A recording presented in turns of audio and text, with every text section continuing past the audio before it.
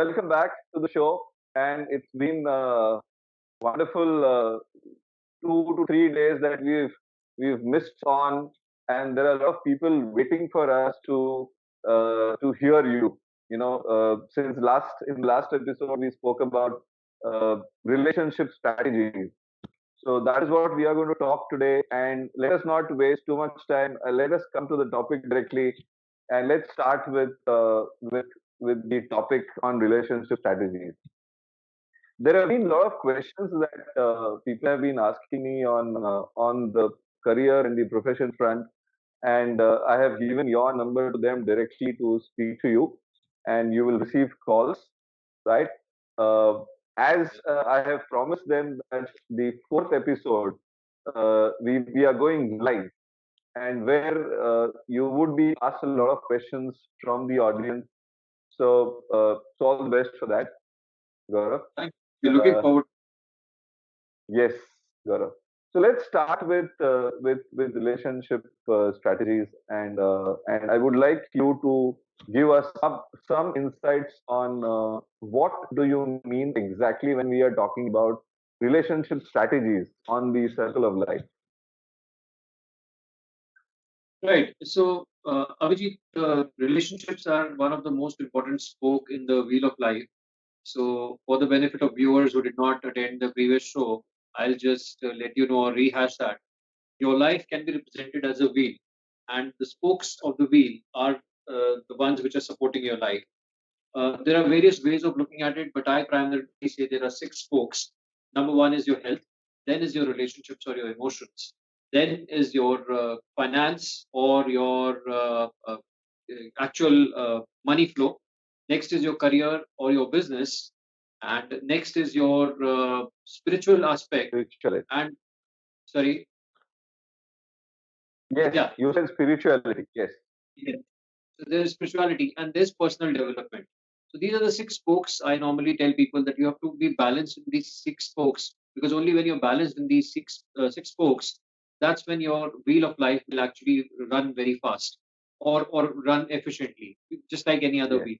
So relationship forms the second most important part or aspect of your entire wheel of life.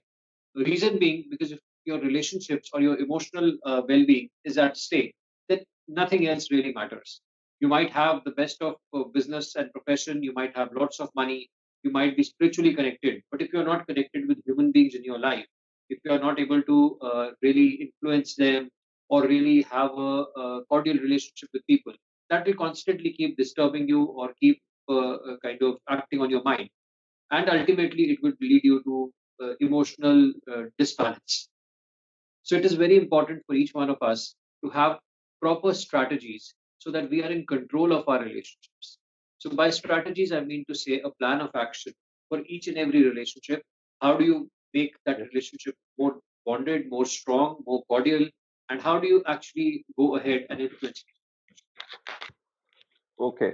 So what you're saying is having an action plan of action to create those relationships. So it could be anywhere. It could be your personal life. It could be your professional life. It could be the societal life.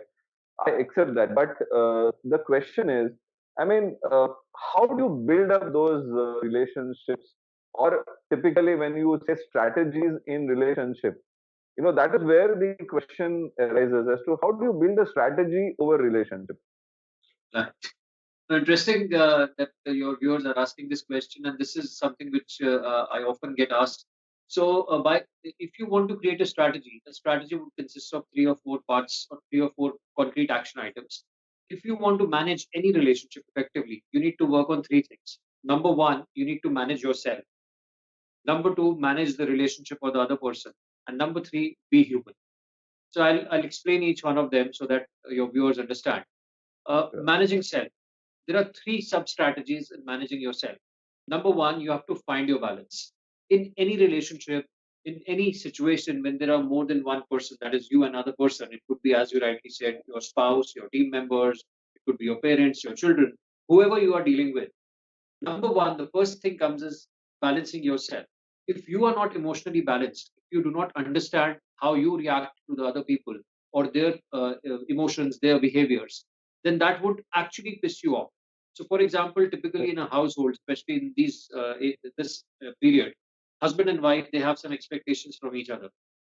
If you are not centered yourself, if you're not balanced yourself, in those times of expectations, rather than responding to each other, the tendency will be to react to the other person. So you have to first balance yourself, which means understand yourself. What are my trigger points? How am I actually, I would say, instigated by the other person? And how do I react? So that is the first thing in managing yourself. Second thing is you need to understand people first strategy, which means your family or your teams are your priority. If you want to be really in control of that particular relationship and control of your own self, you need to give importance to people rather than to things or to events. So, normally, what Right. happens is I said something to you, you did not do it the way I wanted. It's not that I am affected so much by the thing or the outcome not happening.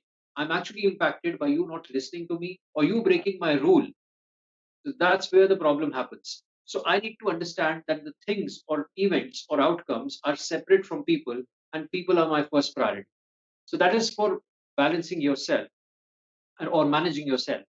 The next thing is managing the other person or the relationship. Now, here, especially with the family or your teams, a few things have to be kept in mind. Number one, always think of win-win situation, which means I have some demands in this relationship or in this communication. The other person has some demands. Where can I strike a balance where we can have a win win situation? Because at the end of the day, we need to understand it is the other person is also a human being and they also have their own ways of doing things. We just need to accept that and we need to have that mindfulness, I would say. Important thing to understand is ego is the biggest enemy. You have to Yes. be in control of your ego and you have to also manage the other person's ego. The next thing under managing others is love and respect. Uh, Many authors I have read, and they have said if you vibrate at the frequency of respect and love, that is the situation or that is the time when you will be mindful automatically and you will not give more importance to the outcome but to the person. And you will be more human and understanding of that person or more accepting to that person's point of view. So that's something which is Oh, important for viewers to understand. And the most effective thing to do is, I would say, when it comes to managing others, always remember, just like we used to play video games. In video games, there are those energy cells, especially the war games. There is this right. energy batteries or cells. Always, when you're meeting people, imagine they have six cells, and these six cells would be the six human needs. And I've met people across the globe. I can tell you every human being, right from Donald Trump to the person next door, they have these six needs. And when we meet the other people, if we are able to understand their needs and what is it that they are demanding from us in this relationship, and be able to fulfill that need, that's when you will be very, very effective in your relationship, and that forms an important part of your strategy. So, what are these Right. six needs?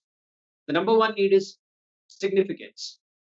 The person wants to Okay. feel significant. Number two is contribution. Everybody wants to contribute. Number three is growth. Good. Number four is love. Number five is certainty. You want to be certain about things. And number Right. six is the contrary of this variety or uncertainty.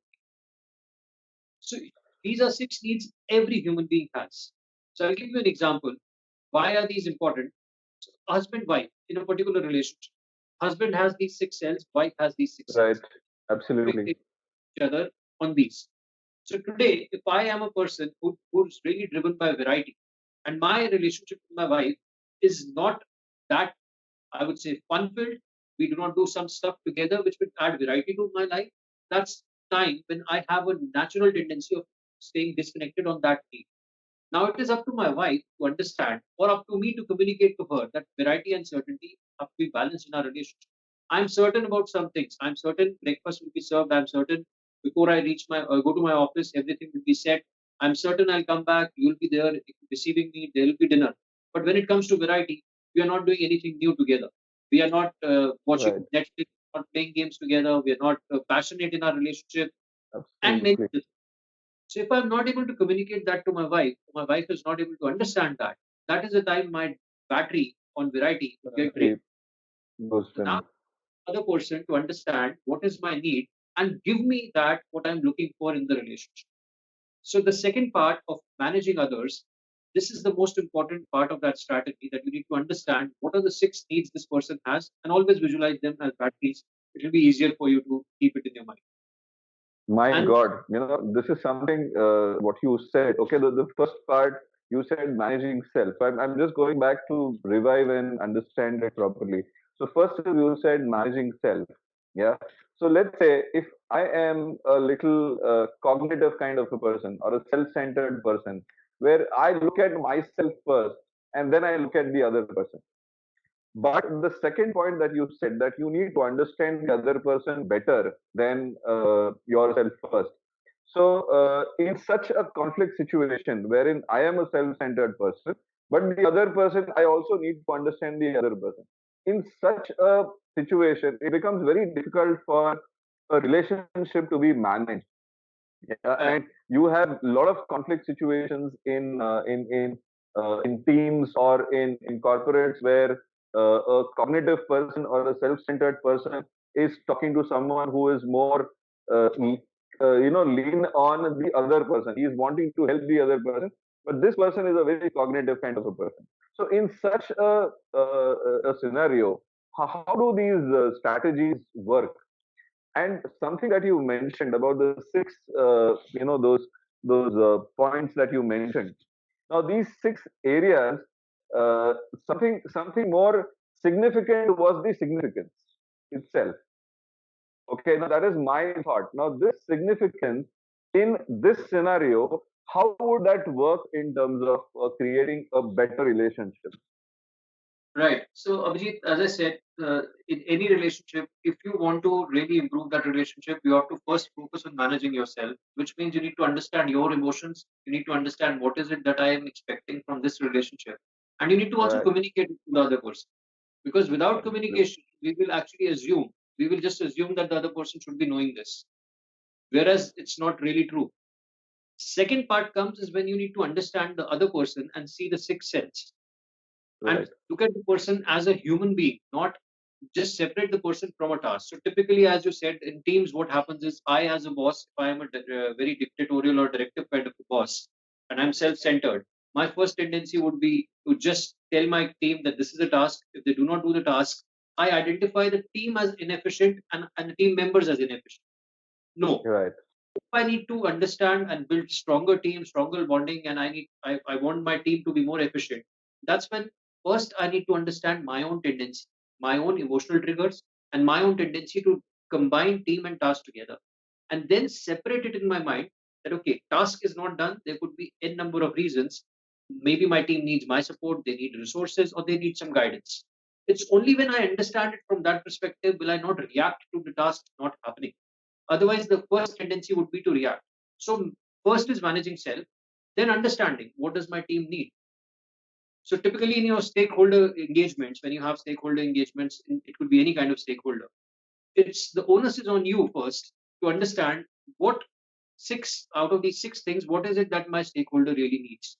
Is it significance? Is it growth? Is it contribution? Is it love? Is it variety or is it certainty? The moment I'm able to understand that and give that person that thing, my relationship will start becoming better because I've used a strategy to be effective in that relationship. So Right. coming to your point of significance, significance itself is all about importance, and I think every human being wants importance, but the degree to which they want importance will vary from person to person. Very. So, Absolutely. example, if I understand that I have a team member who's not delivered on a task, but if I just bombard them or if I reprimand them or if I give them a negative appraisal, that is the time I'm actually playing with their sense of significance. Because for everybody, a reward or a appreciation normally makes them more significant. So if I'm mindful that I need to balance first myself, then understand what the person needs, and if this person needs significance, then guide that person, bring that person up to that point and also appreciate that person once the task is done properly. So that is how you manage these.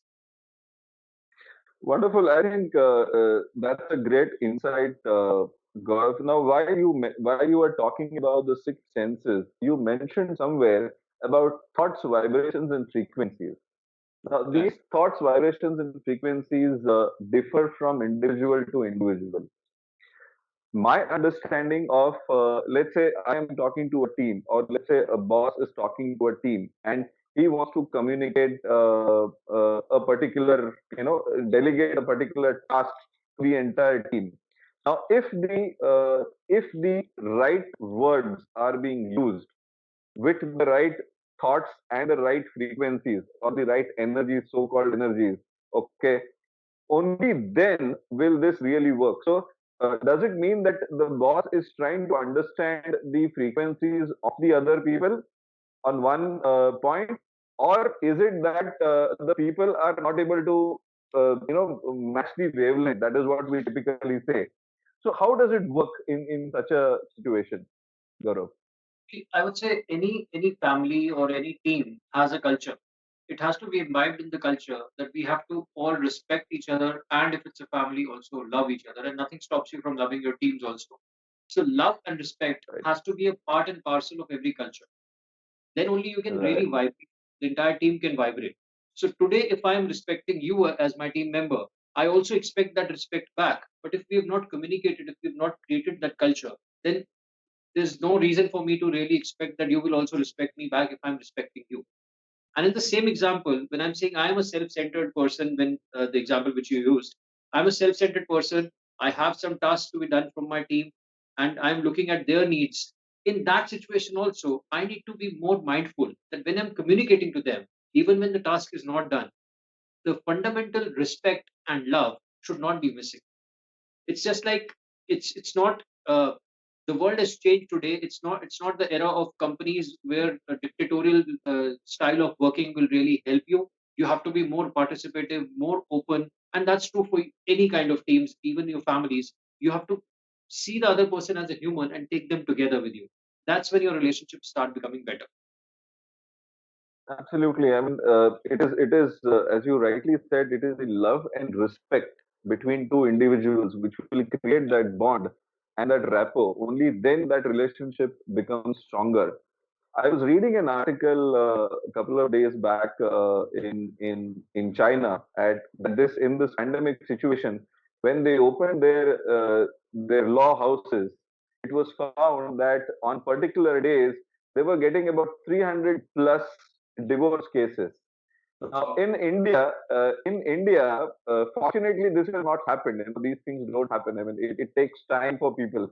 People in India talk about it. Some don't talk, but in the other countries, they are quite open to the relationship. We are all emotional people and very adjusting kind of a nature that we have. So when it comes to relationships, it is very rare that people are very open about the relationship. It's more of the adjustment that that works in between individuals. कि यार चलो इसके साथ कर लेते हैं adjustment, कर लेते हैं, right? That is the kind of thought that typically happens. So what would you say on this, Gaurav? well, Abhijeet, the statistics world over are kind of scary. Even many of my clients called me up and they've requested me to give them advice because they're at their wits' end. They cannot stand their spouses, their in-laws, maybe some case with their children. And few people called me that okay, we just want to separate. And that is the time when I tell people that it's very easy when you're temporarily upset to do something which is permanently stupid. But never do that. It is very important. It takes time to build relationships. That's why the Indian culture, as you rightly said, we have a system. It's not just that we Indians ourselves are more accommodating. It's the way the institution of marriage is created, the way it is designed, where families are involved. It's not an affair that you will just get up two of you and start living together. Complete families are involved, and then extended families are involved. Because bringing people together and keeping them together is an art which our forefathers really understood. That's why they created this Absolutely. institution. Yes. So it is important to understand in these scenarios. I'll give you a story to understand this. I think with that story, your viewers will be able to identify what I'm trying to hint at. There I'm was this sure. boy who had a problem of losing temper, and he used to lose temper at the drop of a hat. He went to his father and asked his father, "Father, what can I do? Please help me." So his father came up with an idea. He said, "Go to the backyard. There's a fence in the backyard. Every time when you're angry with somebody or you say something which you're not supposed to say to that person, pick up a nail and hammer it in the fence. The boy agreed, and he did that for some days. After a few weeks, he saw that the nails started reducing, and gradually his anger was totally gone. Now, he went to his father again. He said, "Father, I have done that. My temper is in my control. What should I do next?" So, father said, "For every day that you are able to maintain yourself at this temper, pull out one nail from the fence." He said, "Okay, I'll do that." So, every day he used to pull out, and in a few weeks, all the nails were gone. He pulled out all the nails. He was happy and he came to his father. He said, "Father, all the nails are gone and my temper is perfectly in control. What next?" Wow. The father took him to the fence and he said, "Okay, look at the fence." The boy looked at the fence. He said, "What, father?" He said, "The nails are gone, but the fence will never be the same again because there are holes which are left which cannot be pegged." So when Wow. you are approaching relationships, keep this thing in mind that it's very easy in that heat of the moment to react rather than responding. But if you stab somebody in the heart, and remember, words are the most potent swords or Absolutely. knives. If you stab Absolutely. somebody, no matter how much sorry you say and how much you pull it out, the damage is already done. Yes. So keep this story in mind when you're approaching relationships. And that's what I tell my clients also, that it's easy to get upset. But if you use these three strategies, managing self, managing others, and the third one was being human, Being which is the human. most important one. Human beings have two gifts which nobody else has. Human beings can communicate to each other, and human beings can use a sense of. If you Yes. use these add these two strategies to your strategy of managing self, managing others, and being human. If you balance these three, you will be so strong in your relationship that nothing can affect that relationship.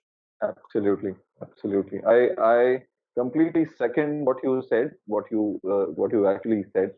uh, as you rightly said, there has to be a humor in the relationship. I mean, being human is one, but being humorous also is one. If you look at a conflict in such a way that you create a small humor and you are able to match that, I think the relationship still goes on.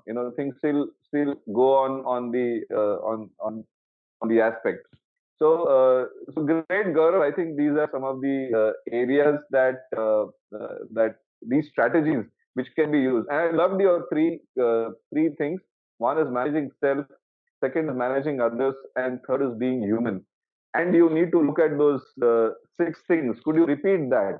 The first Yeah, one is significance, growth, significance, growth, growth, contribution, contribution, love, love, variety, variety, certainty. and certainty. So these six emotions or six aspects that you need to look at. Human- Yes.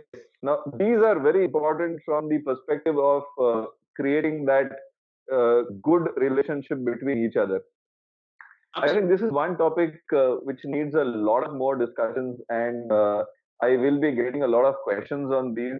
It is easier said than done. That is what we've I been believed. understand. But Let me actually give you another creating this, example. yes, Let me share with you another example. So, sure, for example, typically I get a lot of calls that I am not able to manage my mother-in-law or my daughter-in-law. Typically, oh my God, that happens. oh Now, my why God, do everywhere in the world you get this.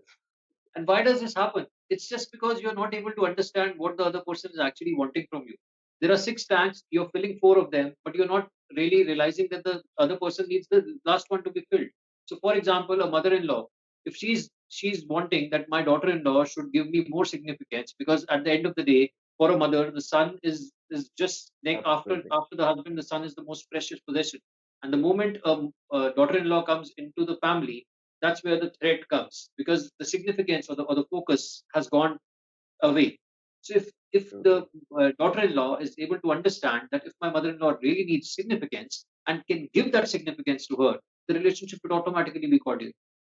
absolutely, Similarly, absolutely, if vice versa, if if growth, contribution, love, let's say love, if love is the need for the daughter-in-law and mother-in-law is not able to give that to her, then definitely there will be conflict.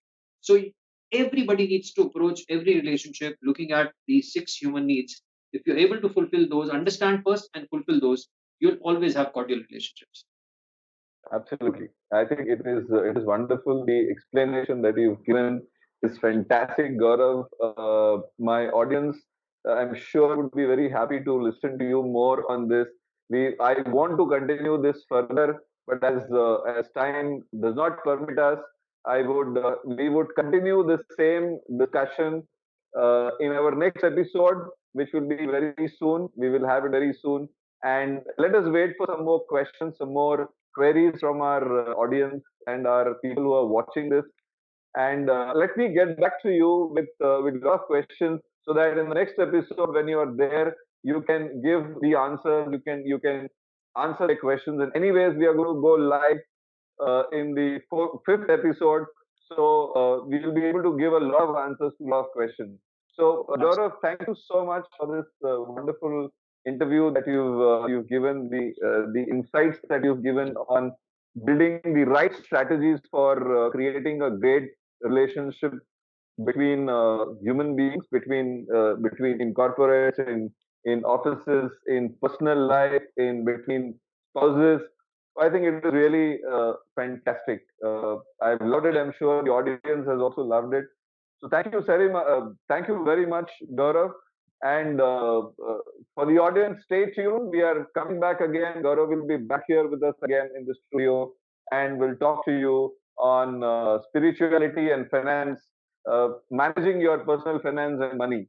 So we're going to have different topics more. So thank you, Gaurav. Thank you very much for this wonderful session. Thank you.